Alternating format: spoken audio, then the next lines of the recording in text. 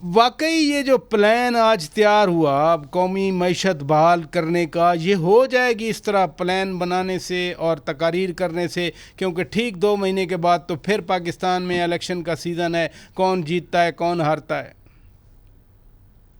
देखिए, पहली बात तो आपने जो अपने इब्तिदाइये में कही कि मईशत और सियासत का एक बड़ा गहरा गठजोड़ है। माशी तारीख खोल के देख लें, पिछले 50 साल की खोल के देख लें, जिन ममालिक में सियासी अदम इस्तेहकाम रहा है, उनकी मईशत जो है वो सीधी पटरी पे नहीं चढ़ी कभी भी। जिन मुल्कों में सियासी इस्तेहकाम रहता है, वहां पे हमने देखा कि उनकी माशी पॉलिसीज जो है वो सीधी सिमत में जाने लगती हैं। तो दो, जो जिसको हम कहते हैं प्रिंसिपल प्री रेक्विजिट के, उनके बगैर तो गुजारा नहीं। जी जी। वो पहला है सियासी इस्तेहकाम, और दूसरा कहलाता है कंटिन्यूटी इन पॉलिसीज, यानी कि पॉलिसीज के अंदर तसलसल रहे। ये है जो सरमायाकार, चाहे वो पाकिस्तान के अंदर हो चाहे वो बाहर हो, इन दो चीजों के बगैर जो है वो मामला आगे नहीं बढ़ता।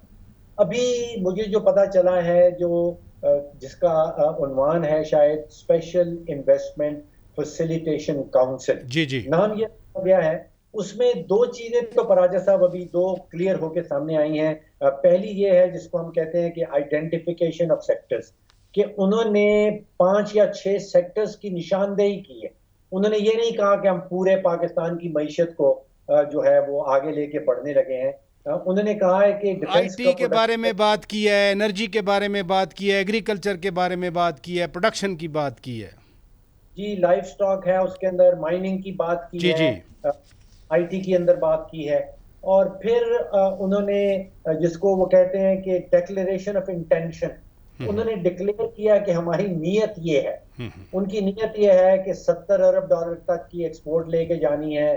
उन्होंने नीयत का, उन्होंने अपने गोल का जिक्र किया है कि $100 अरब की बैरूनी सरमायाकारी, फॉरेन डायरेक्ट इन्वेस्टमेंट जिसको कहते हैं।